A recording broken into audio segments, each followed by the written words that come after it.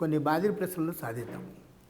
y = x, x = 6 మరియు y = 0 రేఖలు ఏర్పరచు త్రిభుజ వైశాల్యం ఎంత?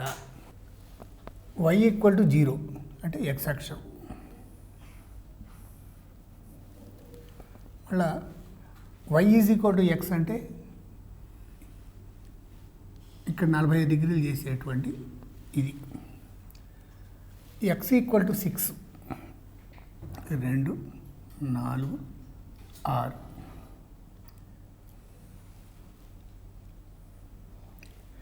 ఈ అక్షం ఈ లైను ఇది y = x. ఈ త్రిభుజపు వైశాల్యం అడుగుతున్నాడు. ఈ త్రిభుజపు వైశాల్యం అడిగితే హాఫ్ భూమి ఇంటూ ఎత్తు వాడదలుచుకున్నాం మనం. ఇక్కడ భూమి ఇది 0 కాబట్టి 6 యూనిట్లు భూమి. ఎత్తు కావాలి మనకు. ఇక్కడ y = x అనేది గమనించాలి. దీని మీద ఉన్న ప్రతి బిందువుకి x నిరూపకం 6, కానీ ఈ బిందువు దీని మీద కూడా ఉంది. దీని మీద కూడా ఉండటం మూలాన y నిరూపకం x నిరూపకం సమానం కావాలి. కాబట్టి ఇది 6 6 అనే బిందువు. ఈ బిందువు నుండి లంబం గీస్తే x అక్షానికి ఈ పొడవు 6, ఇది కూడా 6. కాబట్టి ఎత్తు వచ్చి 6. వైశాల్యం = హాఫ్ భూమి 6 ఇంటూ ఎత్తు 6 square units 18 square units.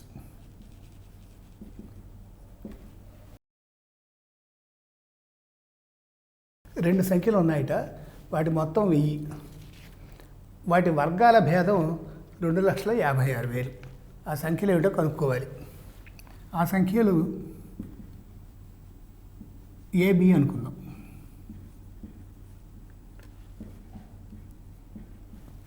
So A + B వచ్చి 1000. వాటిలో పెద్దది B అనుకుంటే, లేకపోతే A అనుకుంటే A² - B² = 2,56,000. ఇప్పుడు A² - B² అంటే A + B × A - B కాబట్టి మనకు A - B = A² - B² A + B 2,56,000 / 1000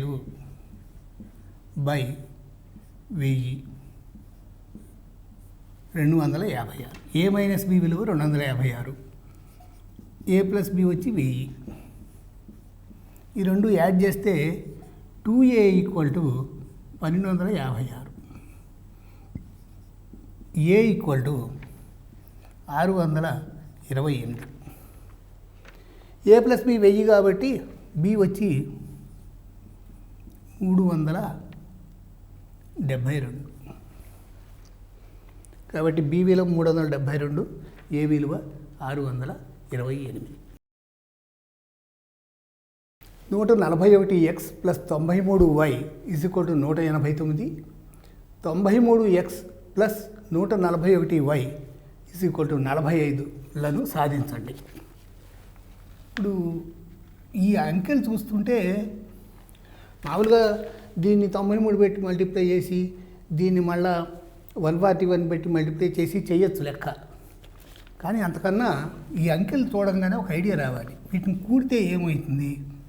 141 + x మళ్ళీ 93x యాడ్ చేసామనుకోండి, 1 3 4 9 4 13 234x ప్లస్ మళ్ళీ ఇక్కడ 93 + 141 కాబట్టి 234y = ఇక్కడ 189 + 45 అంటే కూడా 234.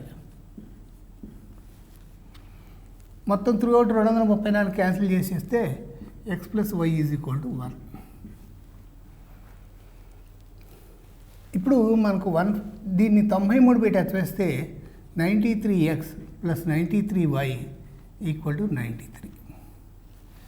First equation 141x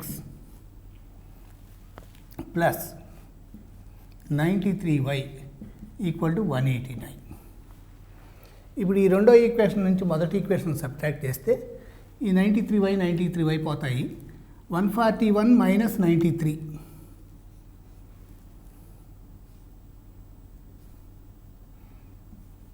48x is equal to 189 minus 93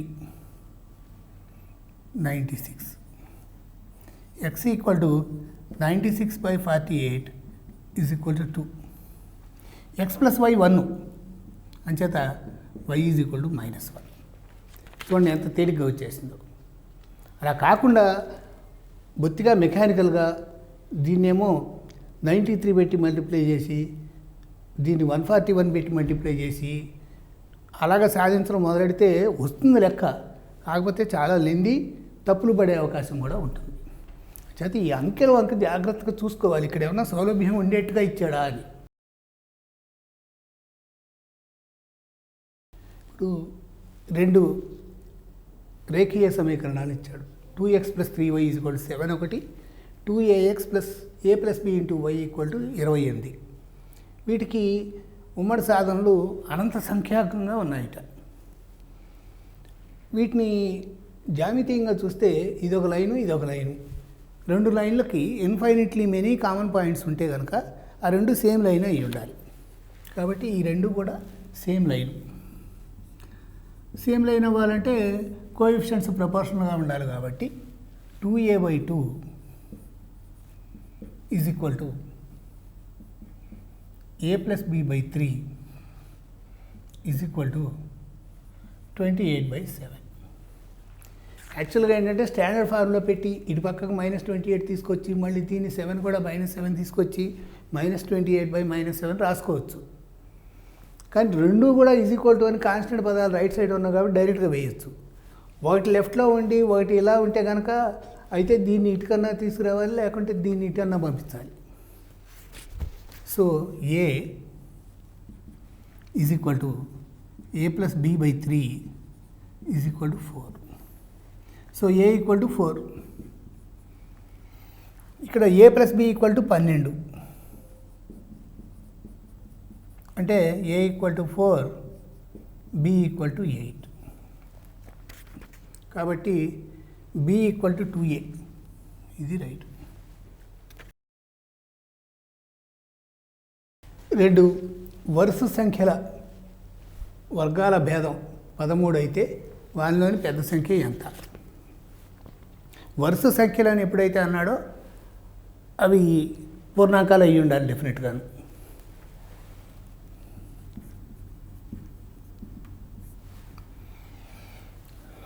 ఒకటి ఏ మరొకటి a+1 అనుకుంటే a+1 whole square minus a² is equal to 13. a² expand చేసి a² క్యాన్సిల్ చేస్తే 2a+1 is equal to 13. So a equal to 6. కానీ మనం పెద్ద సంఖ్య ఏది అని అడుగుతున్నాడు. మనం ఒకటి a అనుకున్నాం, ఒకటి a+1 అనుకున్నాం. పెద్ద సంఖ్య ఈజ్ ఈక్వల్ టు 7. కాబట్టి పెద్ద సంఖ్య 7, చిన్న సంఖ్య 6 అన్నమాట. 2x minus 3/x equal to 5. అది ఇచ్చింది మనకు.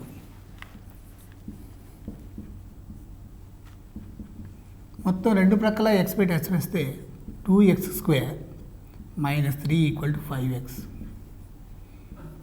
2x² minus 5x minus 3 is equal to 0 minus 6. 2x² minus 6x plus x minus 3 equal to 0. 2x into x minus 3 plus 1 into x minus 3 equal to 0. 2x plus 1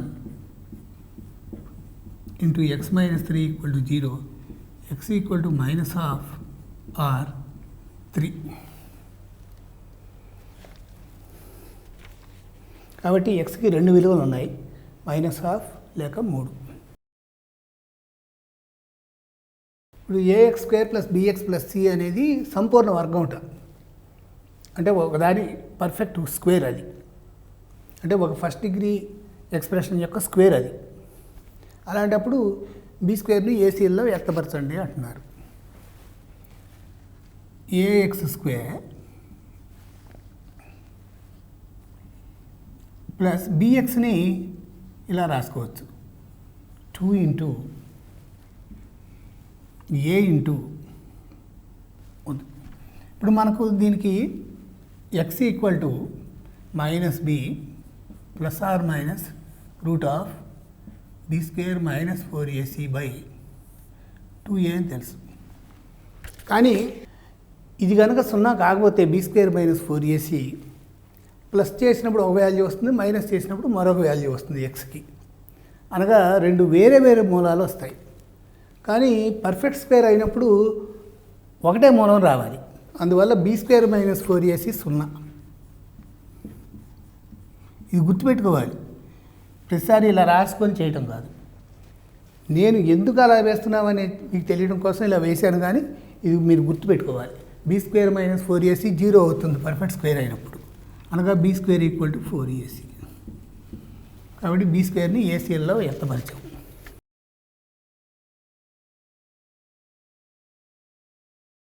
అరవై 63, 65, 67 వగైరా వగైరా. అంటే ఇక్కడ ఇది ఒక అంక శ్రేణి. ఇక్కడ మొదటి పదం 63, పదాంతరం 2. ఇది మరొక అంక శ్రేణి. ఇది మొదటి పదం 3, పదాంతరం ఏమో 7. వీటిలో ఇందులో ఒక పదం, ఇందులో అంటే ఇందులో 10వ పదం, ఇందులో 10వ పదం సమానము, లేకపోతే ఇందులో 20వ పదం, ఇందులో 20వ పదం సమానము, అట్లా అయ్యేటే ఉన్నాయట ఇవి. అవన్నీ ఎంత కావాలి అని అడుగుతున్నాడు. ఇప్పుడు దీనిలో ఎంత టర్మ్ ఏమవుతుంది? ఏ ప్లస్ n-1 ఇంటూ డి. ఇక్కడ డి అంటే ఎంత? 2, అనగా 2n మైనస్ 2 ప్లస్ 63 ప్లస్ 61. మొదటి శ్రేణిలోని ఎన్నో పదం. ఇక రెండవ శ్రేణిలో ఎన్నో పదం ఏమవుతుంది? మొదటి పదం ప్లస్ n-1 ఇంటూ ఇక్కడ d 7, 7n minus 7 plus 3 minus 4. So దీనిలో ఎంత పదం ఇంత, దీనిలోని ఎంత పదం ఏమో 7n మైనస్ 4. అవి రెండు సమానం అని ఇచ్చాడు మనకు. So 2n plus 61 is equal to 7n minus 4. ఈ 4 ఇటు తీసుకొస్తే 65 is equal to 5n, n equal to 13. కాబట్టి n ఈజ్ ఈక్వల్ టు 13. అది మన ప్రశ్నకు సమాధానం. ఇది ఒక అంక శ్రేణి, ఇది ఒక అంక శ్రేణి. ఈ శ్రేణికి ఈ శ్రేణిలో ఎంత పదం సేమ్ అట. ఎప్పుడు అవుతుంది అలాగా అంటే ఇందులో 13వ పదం, ఇందులో 13వ పదం సేమ్ అన్నమాట. ఏబీసీలు అంక శ్రేణిలో ఉండి ఏ ధనాత్మకం అయితే కింది వాటిల్లో ఈ 3 జీపీలో ఉన్నాయా, ఈ 3 గుణ శ్రేణిలో ఉన్నాయా, ఈ 3 గుణ శ్రేణిలో ఉన్నాయా, ఈ 3 గుణ శ్రేణిలో ఉన్నాయా అని అడుగుతున్నాడు.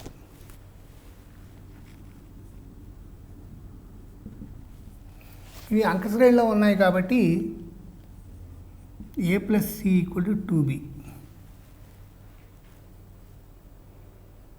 ఇప్పుడు గుణశ్రేణిలో ఉంటే 3 కనుక మొదటి దాంది చివరి దాంది లబ్ధం వచ్చి మధ్యదానికి స్క్వేర్ కావాలి.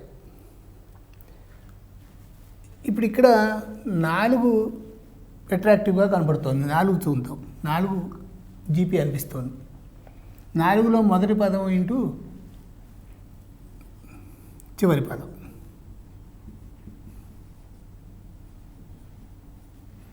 ఏ ప్లస్ సి అంటే 2b కాబట్టి అంటే ఏ పవర్ బి హోల్ స్క్వేర్.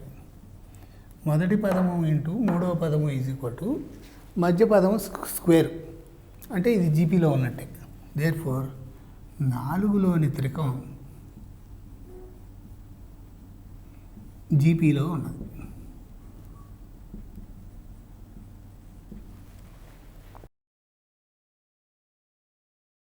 ఒక గుణశ్రేణిలో మూడవ పదం 24, ఆరవ పదం 192, ఇప్పుడు మనం కనుక్కోవాల్సింది 10వ పదం. మొదటి పదం ఏ, తర్వాత కామన్ రేషియో వచ్చి 6 అనుకుంటే 3వ పదం అంటే AR², అది 24. AR⁵ అది ఎంత? 192. 10వ పదం కావాలంట, అంటే AR⁹ కావాలి.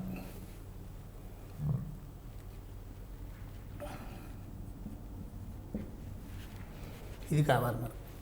AR² తెలుసు, AR² 24, AR⁵ ఏమో 192. కాబట్టి ఓదాన్ని డివైడ్ చేస్తే AR⁵ బై AR², ఇది R³ 192/24. అయితే 12 కొట్టేద్దాం, 8. R³ 8 అంటే R2. R2 అయితే AR² 24 కాబట్టి R ఏమో 2 కాబట్టి A వచ్చి 6 కావాలి. AR⁹ is equal to 6 into 2⁹.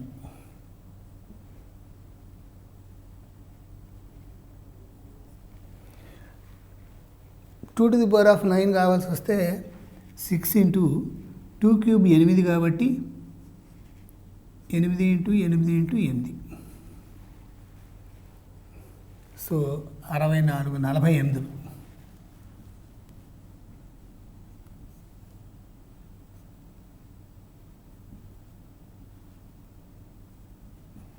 రెండు 7 30 72.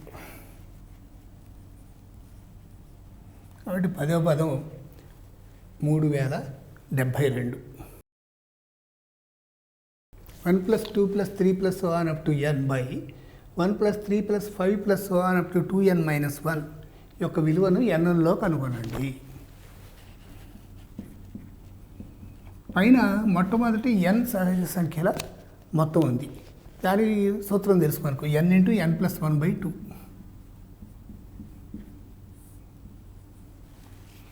ఇంటూ 1/1, తర్వాత 3, తర్వాత 5. ఇదేమో nవ బేసి సంఖ్య కాబట్టి మొదటి n బేసి సంఖ్యల మొత్తం. దీనికి కూడా సూత్రం ఉంది, n².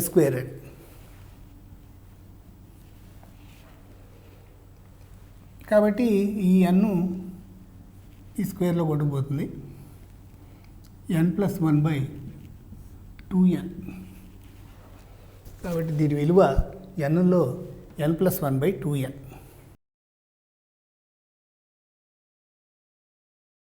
0 మరియు a cos α b sin α బిందువులను కలిపే సరళ రేఖ సమీకరణాన్ని కనుక్కోవాలి. మనం ఏ సరళ రేఖ అయితే సమీకరణం కనుక్కోవాలో అది మూల బిందువు గుండా పోతున్నది కాబట్టి దానికి స్థిరపదం ఉండదు, 0 అన్నమాట. కాబట్టి సరళ రేఖ 0, 0 గుండా పోతున్నది కాబట్టి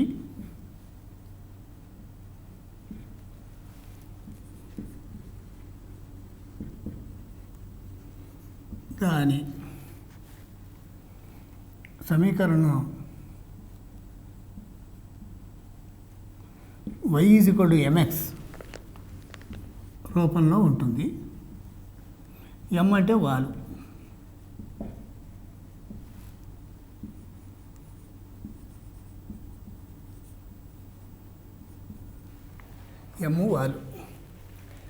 వాలు కట్టడానికి difference of y coordinates by difference of x coordinates. m = b sin α -0 by a cos α -0. అంటే b/a tan ఆల్ఫా. కాబట్టి y is equal to mx కదా దాని సమీకరణం. y equal to b/a tan alpha into x లేక ay equal to b tan alpha x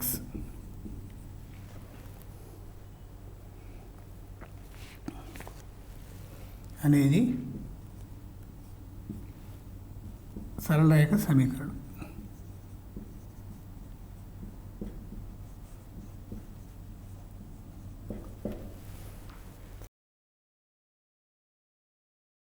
ఇక్కడ a0 0b 1 1 ఇవి సరేఖీయాలని ఇచ్చాడు. 1/a + 1/b విలువ ఎంత అని అడుగుతున్నాడు. దీనికి ఇప్పుడు a0 గుండా పోతుంది అంటే అర్థం ఏంటి? ఇది a0 0b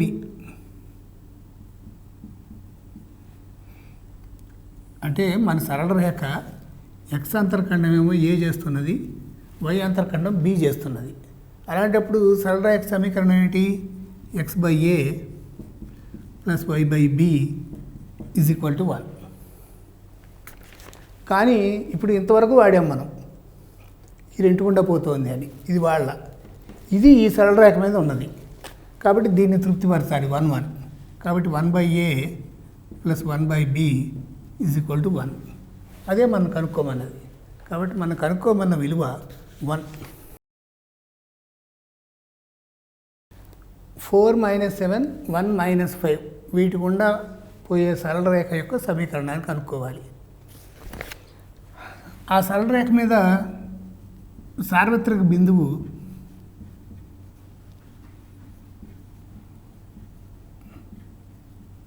xy అనుకుంటే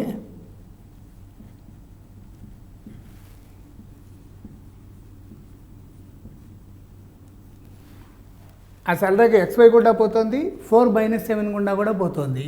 అంచేత దాని వాలు ఎంత అవుతుంది?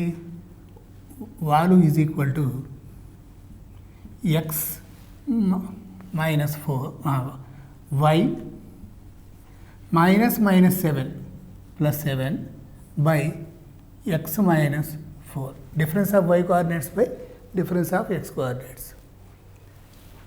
ఇప్పుడు ఈ రెండుటి గుండా పోతుంది అని బట్టి దాని ద్వారా వాలు కనుక్కుంటే వాలు ఈజ్ ఈక్వల్ టు -5 - -7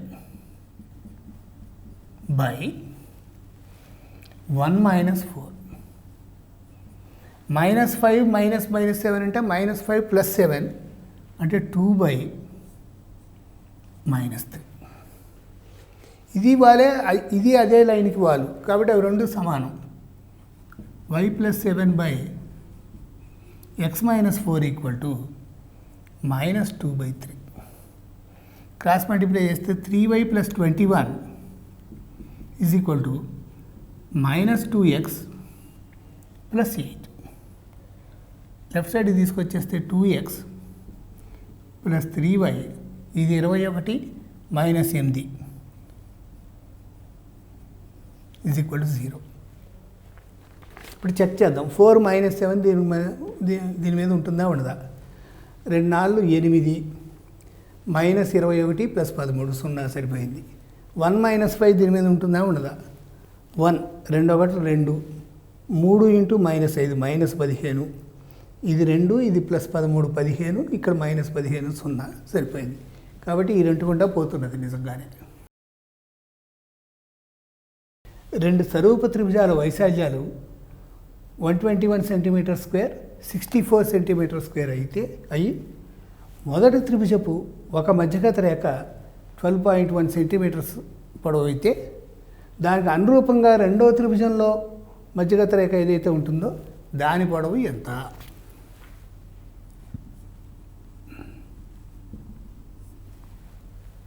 ఇప్పుడు అనురూప భుజాల నిష్పత్తి ఆర్ అయితే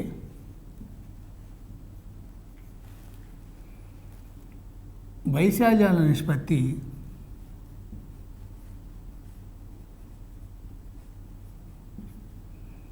ఆర్ స్క్వేర్ అవుతుందని ఇది మనకు తెలుసు, చాలాసార్లు చేసాము. అందువల్ల ఆర్ స్క్వేర్ ఈక్వల్ టు 121/64 అంటే ఆర్ ఈక్వల్ టు 11/8. ఇప్పుడు భుజాలు ఏ నిష్పత్తిలో ఉంటాయో అదే నిష్పత్తిలో మధ్యగత రేఖలు ఉంటాయని మనకు తెలుసు. అందువల్ల 12.1 సెంటీమీటర్స్కు అనురూప మధ్యగత రేఖ పొడవు ఎల్ అయితే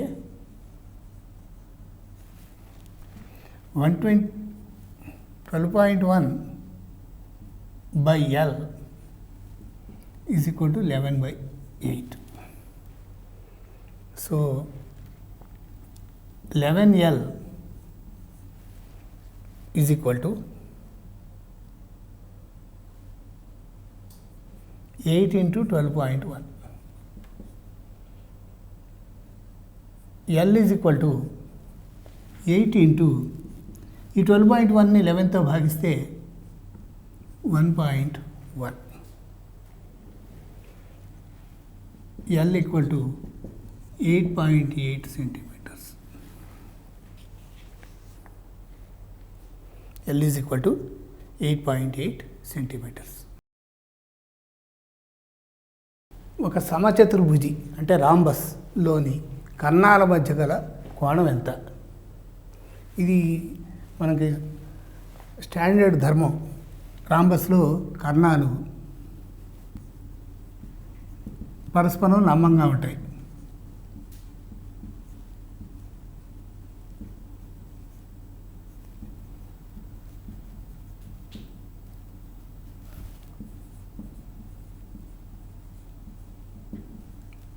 కాబట్టి కోణం ఈజ్ ఈక్వల్ టు 90 డిగ్రీలు. కోణం 90 డిగ్రీలు. ఓ కేంద్రంగా కలిగిన వృత్తానికి పి అనే బిందువు నుండి పిఏపిబిలను స్పర్శరేఖలుగా గీస్తే వాని మధ్య కోణం 80 డిగ్రీలు. యాంగిల్ పిఓఏ విలువను కనుక్కోండి. ముందు పటం చేద్దాం. ఓ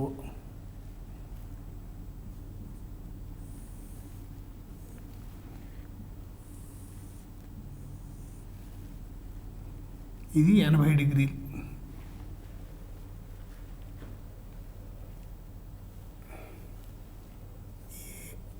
ఏబి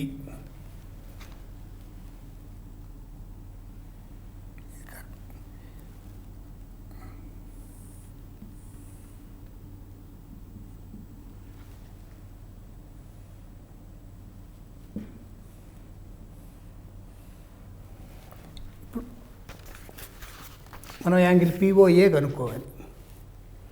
ఇప్పుడు పిఓఏ త్రిభుజమును పిఓబి త్రిభుజం రెండు కూడా సర్వసమానాలు. ఎందుకని? ఒక బాహ్య బిందువు నుండి గీచిన స్పర్శరేఖల పొడవులు సమానం కాబట్టి PA is equal to PB. OA ఓబీలు వ్యాసార్థాలు కాబట్టి OA is equal to OB. PB ఓబీల మధ్య కోణం 90 డిగ్రీలు. పిఏ ఓఏ మధ్య కోణం కూడా 90 డిగ్రీలు. అంచేత అవి రెండు సర్వసమానాలు. ఈ సమానతను బట్టి ఇది 40 అవుతుంది, ఇది 40 అవుతుంది. ఈ యాంగిల్ 40. ఈ యాంగిల్ 90 అని మనకు తెలుసు. 90, 40, 130. పోతే angle POA. Angle POA triangle పిఓఏలో 3 కోణాలు మొత్తం 180 కాబట్టి 40 + 90 130 కాబట్టి ఇది కూడా 50. Angle POA is equal to 180 - 90 + 40 is equal to 50 degree.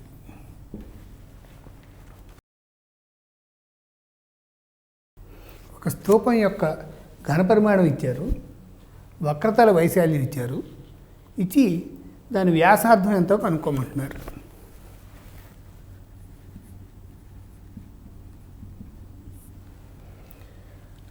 మామూలే దాని హైట్ ఏమో హెచ్, ఎత్తు హెచ్, వ్యాసార్థం ఆర్ అనుకుంటే ఘనపరిమాణం is equal to pi R square H. Pi R square H value ఎంత అన్నారు? 49,896. ఇక వక్రతల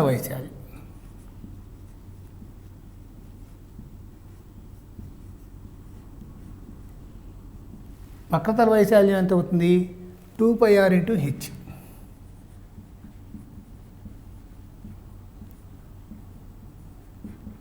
(47, 52). ఇప్పుడు πr square h by 2πr H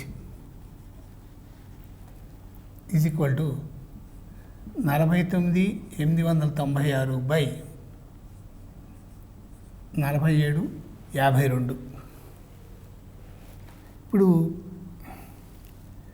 పైకి క్యాన్సిల్ అయిపోతుంది, ఆర్ స్క్వేర్లో ఆర్ క్యాన్సిల్ అయిపోతుంది, హెచ్ క్యాన్సిల్ అయిపోతుంది. మనకి ఎడం పక్కన r/2 వచ్చింది. R is equal to 2 into 49,896 by 4752.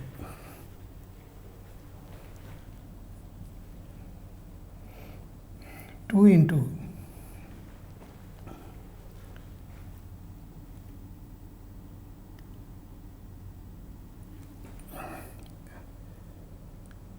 12 cancel చేద్దాం పైన కింద. 4, 12, 48, 18, 12, 12, 69, 5, 12, 60 బై 12, 3, 12, 36, 115, 9, 12, 108, 72, 396. మళ్ళీ పైన కింద 6 క్యాన్సిల్ చేద్దాం. 6, 36, 55, 9, 54 బై 6, 36.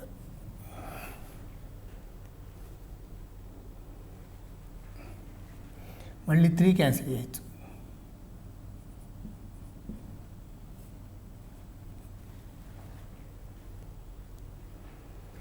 మళ్ళీ 11 క్యాన్సిల్ చేయొచ్చు. 11, 121.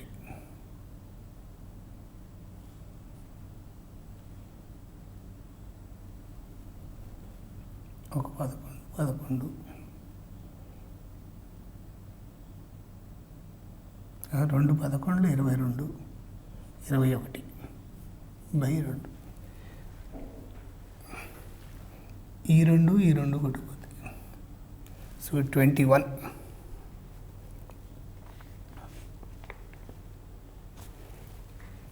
R equal to 21 centimetres.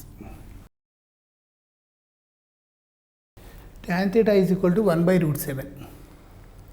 cosecant square theta minus secant square theta by cosecant square theta plus secant square theta విలువ కనుక్కోండి. ఇప్పుడు tan theta 1/√7 కాబట్టి sin theta 0 అయితే tan theta 0 అయి ఉండేది. కాబట్టి sin theta 0 కాదు.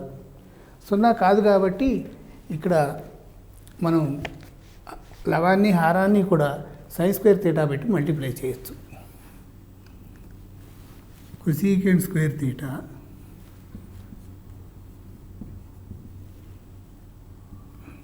Minus secant square theta by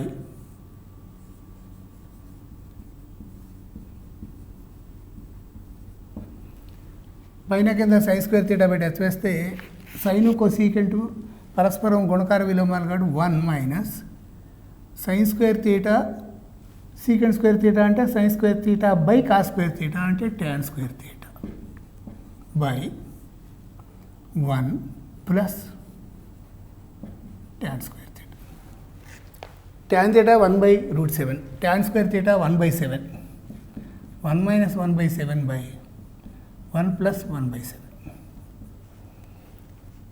6/7 by 8/7, 6/8, 3/4. కాబట్టి మనం కనుక్కోవాల్సిన దాని విలువ 3/4. cos to the power of 4a minus sin to the power of 4a is equal to, ఈ ఆల్టర్నేటివ్స్లో ఏది సరిపోతుందో చూడాలి. cos to the power of 4a minus sin to the power of 4a, దీనికి a square minus b square సూత్రం factorise చేస్తే cos square a plus sin square a into cos square a minus sin square a, ఇది 1. అంచేత cos square a minus sin square a. cos square a minus sin square a, sin square a కాదు, cos square a కూడా కాదు, tan square a కూడా కాదు. కాబట్టి ఇవేవి కాదు.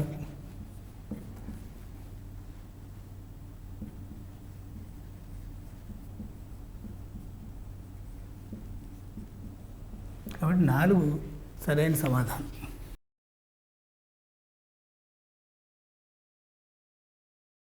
sin 35 degrees, cos 35 degrees, sin 47 degrees, cos 47 degrees, cos 90 degrees విలువ ఎంత? ఇప్పుడు ఈ లెక్క మనకు చూస్తే 35కి సైన్ ఏమవుతుందో కాస్ ఏమవుతుందో అవేం మనం గుర్తుపెట్టుకునే రూపంలో ఏం లేవు, అవేం గుర్తుపెట్టుకోలేదు అంచేత. కానీ ఇలాంటివి మరి లెక్క ఎందుకు ఇచ్చారంటే బహుశా ఇవన్నీ వీటన్నిటితో పని లేదు అన్నమాట. అలాగే 47 తాలూకు సైన్లు కోసైన్లు మనకేం తెలియదు. అందుకని ఇక్కడ తెలిసింది ఒకటి ఉంది, cos 90. cos 90 అంటే ఎంత? 0 ఇంటూ ఇవన్నీ ఏం వేసినా కానీ 0నే వస్తుంది. కాబట్టి అసలు ఇక్కడ చేయడానికి ఏం లేదు లెక్క.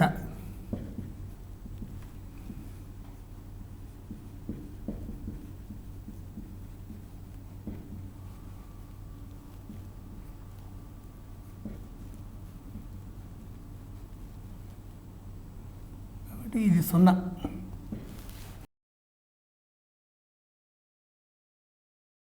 tan 5 డిగ్రీలు ఇంటూ tan 30 డిగ్రీలు ఇంటూ 4 tan 85 డిగ్రీలు విలువ ఎంత అని అడుగుతున్నాడు. ఇప్పుడు ఇక్కడ కూడా tan 5 మనం గుర్తుపెట్టుకునే వాటిలో లేదు 5 డిగ్రీలు. అంచేత దీన్ని ఎలాగో హ్యాండిల్ చేయాలి మనం. సో వాడిచ్చింది tan 5 into tan 30 into 4 tan 85 degrees is equal to tan 5 degrees into tan 30 degrees ఎంత? 1/√3. దీన్ని 4 ఇంటూ tan 90 - 5 కింద రాద్దాం.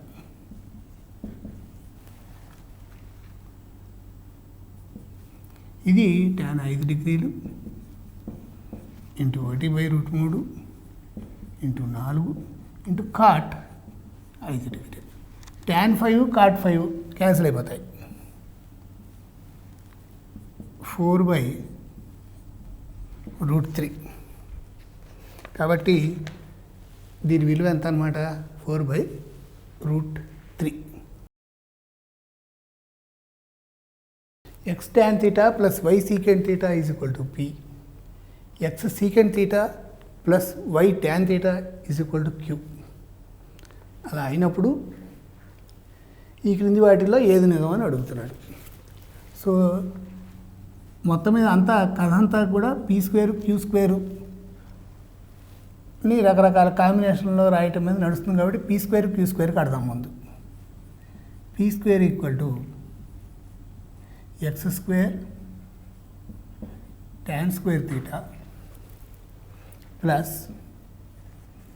y² secant square theta plus 2xy tan theta secant theta. q² equal to X square secant square theta plus Y square tan square theta plus 2xy tan theta secant theta. ఇప్పుడు ఈ P square plus Q స్క్వేర్లు కనుక prefer చేస్తే మనకు ఈ రెండు పదాలు అలాగే మిగిలిపోతాయి. యాడ్ చేస్తే P square Q square add చేస్తే యాక్చువల్గా అసలు తేటాలు ఎగిరిపోవు. అందుకని సబ్ట్రాక్షనే attractive. Q square minus P square చూద్దాం ఏమవుతుందో. Q square minus P square వేస్తే ఈ పదం కొట్టుకుపోతాయి. ఇక ఇక్కడ X square into secant square theta minus tan square theta plus ఇక్కడ మైనస్ కామన్ తీసేస్తే minus why square into secant square theta minus tan square theta. ఇది వన్నే ఇది వన్నే. X square minus why square. ఇందులో ఏమీ లేదు. మనం గమనించాల్సింది ఏంటంటే అల్టిమేట్గా యాన్సర్లో ఎక్కడా కూడా తీటా కనబడట్లా. పీ స్క్వేర్ వాల్యూ ఎంత వచ్చింది, క్యూ స్క్వేర్ వాల్యూ ఎంత వచ్చింది. ఈ తీటాలు ఈ ట్రిగ్నామెట్రిక్ ఫంక్షన్లు ఏమీ కనబడకుండా మనకి సింప్లిఫై అయిపోవాలి అంటే ఇదిగో ఈ పదాలు ఎగిరిపోవాలి. ఈ పదాలు ఎగిరిపోవాలంటే సబ్ట్రాక్షన్ ఒకటే మార్గం. అంచేత సబ్ట్రాక్షన్ చేసాం. చేస్తే q square minus P square equal to x square minus why square అని వచ్చింది. అంటే 3 సత్యం. కాబట్టి ఈ లెక్కకి సరైన సమాధానం 3. 2 గోపురాలు ఉన్నాయి. ఒకదాని హైటు h1, మరొకదాని ఎత్తు h2. వాటి పాదాలను కలిపే రేఖాఖండపు మధ్య బిందువు వద్ద అవి ఒకటేమో 60 డిగ్రీలు, ఇంకోటేమో 30 డిగ్రీలు కోణాలను చేస్తుంది. అలాంటప్పుడు h1:h2 విలువ ఎంత అని అడుగుతున్నారు. h1 h2 ఈ దూరం సమానం కాబట్టి ఇది d, ఇది d అనుకుందాం. ఇప్పుడు tan 60 వేస్తే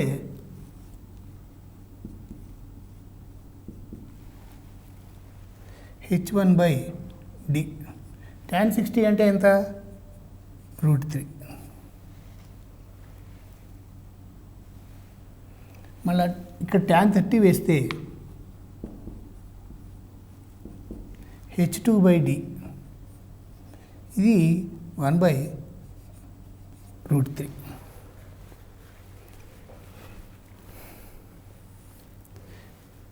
h1/h2 is equal to h1/d divided by h2/d. h1/d విలువ √3, h2/d విలువ 1/√3.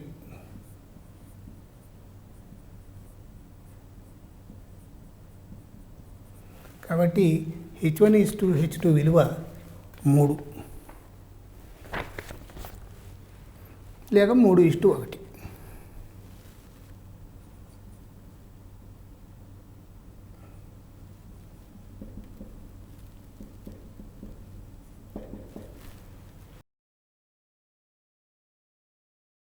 రెండు స్తంభాలు ఉన్నాయట. వాటి మధ్య దూరం ఏ మీటర్లు. వాటిలో ఒకదాని ఎత్తు మరొకదాని ఎత్తుకు రెట్టింపు. వాటి పాదాలను కలిపే రేఖాఖండపు మధ్య బిందువు నుండి వాటి శీర్షాల ఊర్ధ్వ కోణాలు పరిపొరతారు. అంటే కలిపితే 90 డిగ్రీలు వస్తుంది. చిన్న స్తంభపు ఎత్తు ఎంత?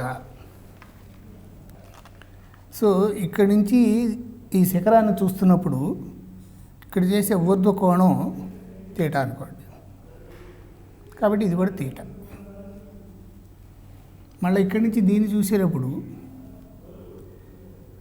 ఊర్ధ్వ కోణం ఆల్ఫా అనుకుంటే ఇది కూడా ఆల్ఫా. కానీ తీటా ప్లస్ ఆల్ఫా 90 డిగ్రీస్ సరిచ్చాడు.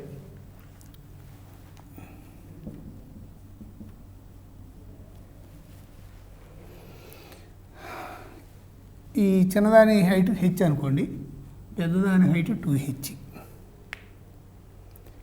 ఇప్పుడు ఇది మధ్య బిందువు అన్నాడు కాబట్టి ఈ దూరం సమానం. ఇది ఏ అనుకోండి, ఇది ఏ అనుకోండి. ఇప్పుడు ఈ త్రిభుజంలో tan θ వేస్తే tan θ is equal to h/a. ఈ త్రిభుజంలో tan ఆల్ఫా వేస్తే 2h/a. కానీ θ ప్లస్ ఆల్ఫా 90 కాబట్టి ఆల్ఫా అంటే tan 90 మైనస్ θ అంటే cot θ. కాబట్టి cot θ అనేమో 2h/a, tan θ అనేమో h/a. కాబట్టి tan θ cot θ అని వస్తే 1 వస్తుంది కాబట్టి 1 ఈక్వల్ టు h/a ఇంటూ వాటి మధ్య దూరం ఏ మీటర్లు అన్నాడా. కాబట్టి ఇది a/2, ఇది a/2, ఇది 2h/a,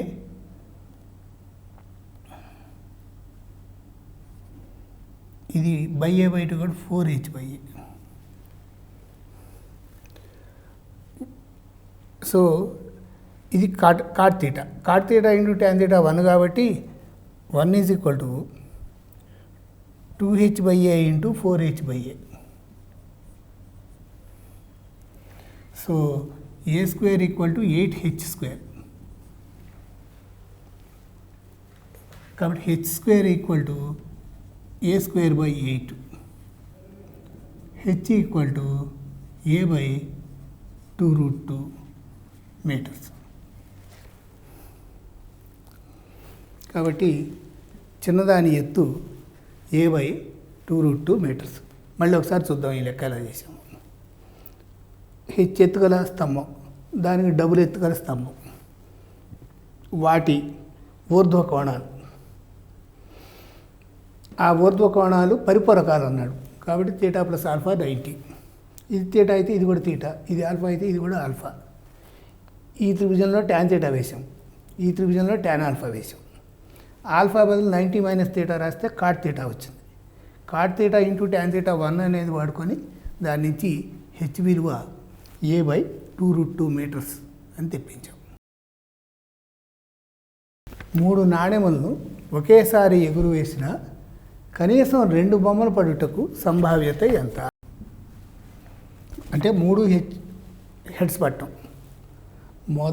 మొదటిది మాత్రం టెయిల్ పడి మిగతా 2 హెడ్స్ పట్టడం, మధ్యది టెయిల్ పడి మిగతా 2 హెడ్స్ పట్టడం, రైట్ సైడ్ది టెయిల్ పడి మిగతా 2 హెడ్స్ పట్టడం.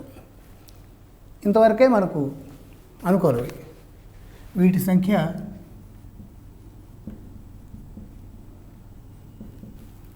1, 2, 3, 4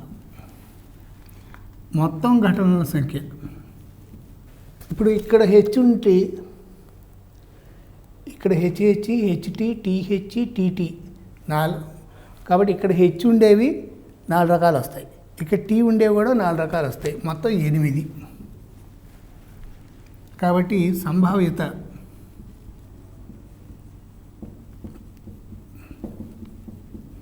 నాలుగు బై 8 అనగా 1/2. కాబట్టి 3 నాణ్యాలని ఒకేసారి ఎగరేసినప్పుడు కనీసం 2 హెడ్స్ పట్టడానికి సంభావ్యత హాఫ్.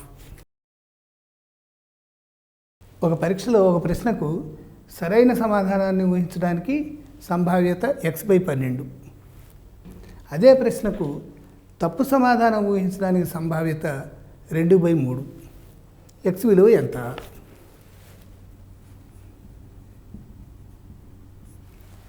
ఇప్పుడు ఈ సంభావ్యత ఈ ఘటన చూస్తే ఇది దీనికి నెగేషను, ఇది దీనికి నెగేషను. అంటే ఈ పూర్తిగా పరస్పరం వియుక్తమైనటువంటి ఘటనలు. అంచేత ఇది కలిపితే అయితే సరైన సమాధానం ఊహించగలుగుతాడు, లేకపోతే తప్పు సమాధానం ఊహిస్తాడు. ఆ రెండింటిలో ఏదో ఒకటి తథ్యం. అంచేత x/12 + 2/3 = 1. x/12 = 1 - 2/3 = 1/3. x = 4. కాబట్టి మనకు కావాల్సిన ఎక్స్ విలువ 4. ఎక్స్ 1/xల సగటు m అయితే x³ 1/x³ సగటు ఎంత?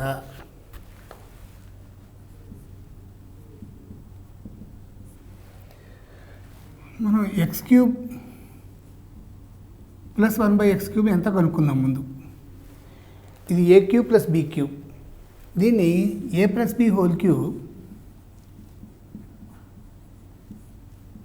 -3ab ఇంటూ a + b అని రాస్తే x 1/xల సగటు m కాబట్టి x + 1/x వచ్చి 2m -3 into x 1/x కొట్టుకుపోతాయి. x + 1/x అంటే మళ్ళీ 2m, 3 into 2m 8m³ - 6m. ఇది రెండింటి మొత్తం. సగటు అంటే /2 వేసుకోవాలి.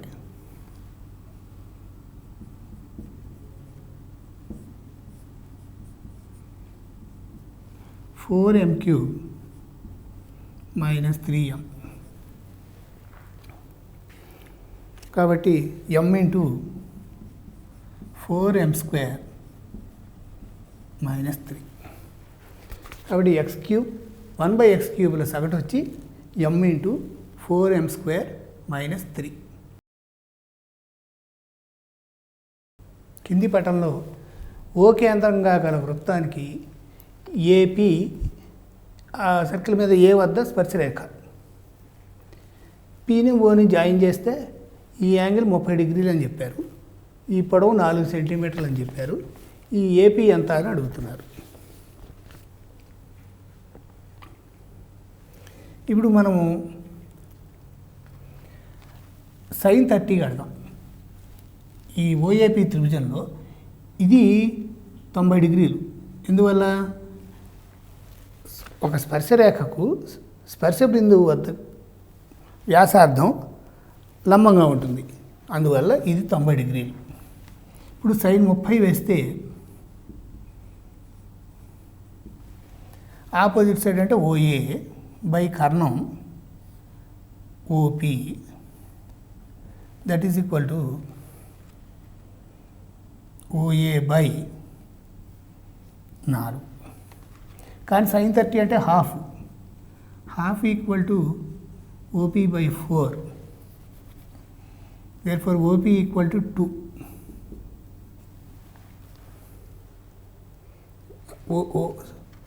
Half OA equal to 2. ఇప్పుడు OAP త్రిభుజంలో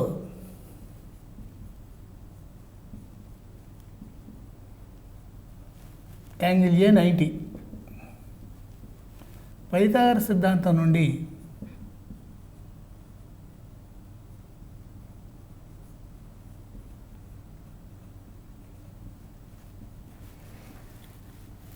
AP² equal to OP² minus OA².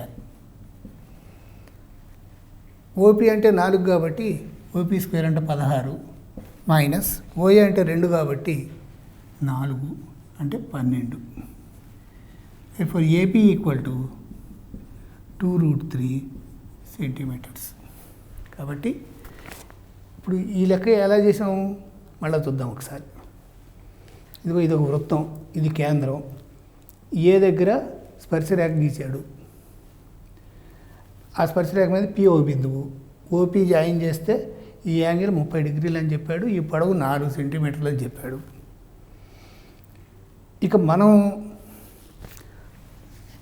Standard సిద్ధాంతం నుంచి ఒక స్పర్శరేఖకు స్పర్శ బిందువు వద్ద వ్యాసార్థం లంబంగా ఉంటుంది అనేది వాడాము.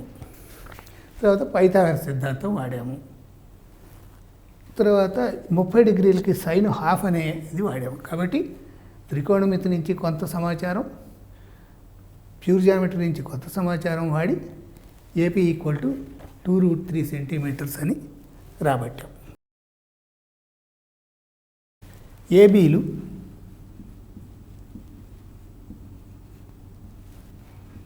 సంపూరక కోణాలైతే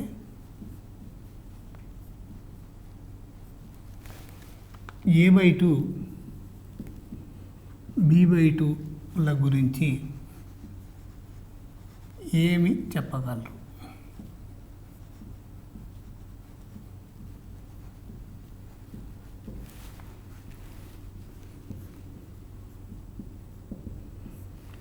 ఏబీలు సంపూరక కోణాలని ఎప్పుడు అంటామంటే ఏబీల మొత్తం వచ్చి 180 డిగ్రీలు అయితే,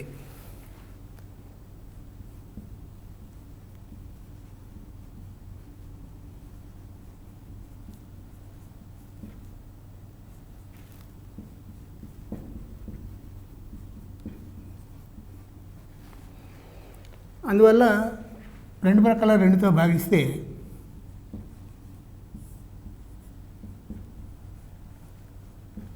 అనగా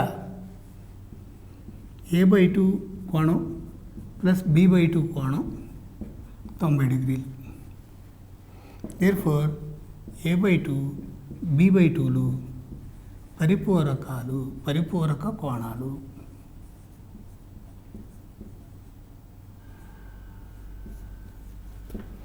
కాబట్టి ఏబీలు సంపూరకాలు అయితే వాటిలో సగాలు పరిపూరకాలు.